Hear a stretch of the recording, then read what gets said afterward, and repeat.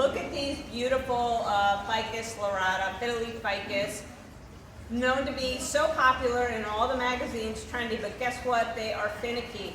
Let's kind of clear up some of the things about how much light they need and the watering, because we don't want them to be unhappy and start showing brown, crinkly leaves to the ground. So the lighting aspect is the most important thing for plants to survive in the house.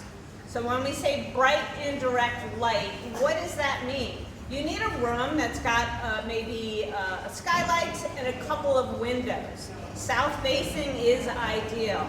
Okay? If you don't know what south facing is, guess what? Pick up your phone and just look at the compass and it can pretty much tell you south facing. West facing is another good direction.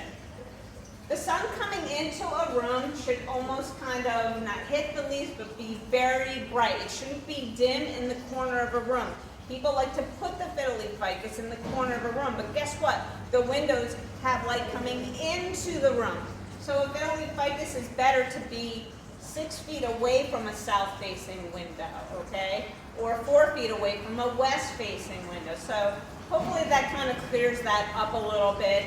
Direct sun on the plant, especially in the summertime, is going to sunburn these beautiful tropical leaves. So let's make sure we have some shears on the window if it is south-facing.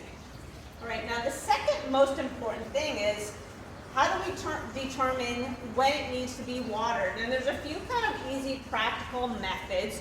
We always hear about kind of sticking your finger down into the soil, but a plant this big, it's kind of hard to kind of do that because you're only really getting the top inch or so, especially if you have short fingers. But you know, it's a little dry. That's one way of doing it. And then we've got the moisture meters, and these can be purchased at a garden center or even online. And they usually have a grid that says low to wet or 1 through 10. And so as you insert it into the soil, the little meter will move up or down according to the moisture level. Now this particular plant is very dry. I've already inserted it. You want to check these larger plants in 3 different locations in the outer diameter of the plant. Now the needle isn't really going up too much. This plant definitely needs water. I will demonstrate what it is for a really wet Fiddle ficus because we already have one here in the greenhouse.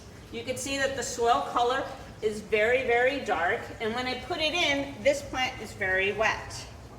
If the soil is very dry and a plant needs water, sometimes the soil will come away from the edge of the pot. That's another kind of good indicator to tell if a plant needs water, right? And then the third way, it's kind of an old-fashioned method, is just a nice stick that you can see if there's any soil on it. So we do an insertion right into the plant, deep as you can go, and when you bring it out, you're going to see a lot of soil particles.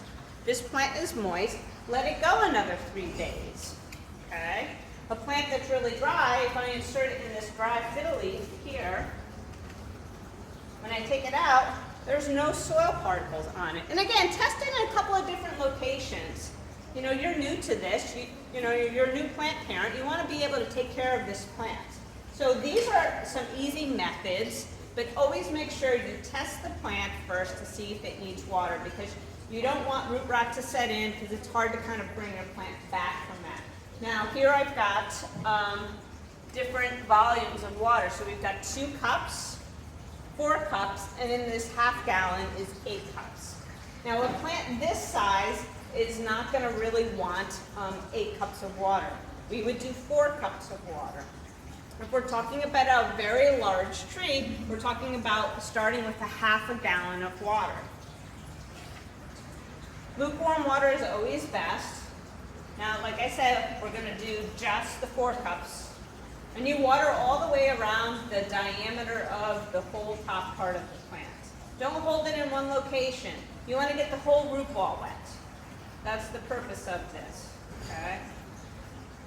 Now, I can already see water coming out of the bottom. Stop. No more water is needed. You don't want to overwater this plant. If I didn't see any water bubbling and coming out of the bottom, I would add half that amount, which is 2 cups of water. Don't overdo it. After a few hours, you want to make sure that there's no water remaining in there. So it's so important to grab a towel or some paper towels and make sure you mop up that extra water because you don't want root rot to set in. Now a very large plant like our big floor tall plants that are 6 to 8 feet in a 12 or 14 inch container, you want to do about a half a gallon of water. And again, the same principle applies. Check it before you water it and go all the way around the diameter. If you don't see water coming out, like we mentioned, just add half that amount. Now typically, it's usually once every 10 days in a house. It could be a little longer, different times of the year. Our humidity is different. In the winter, we have the heat going, but there's less sun. So always keep in mind that it changes throughout the year. Don't always assume that every Monday I'm going to water this plant. You really need to kind of check it. So I hope that kind of clears up a few things about the lighting and the watering. And always check back, and I'm going to be doing another one on leaf shining and insect care as well.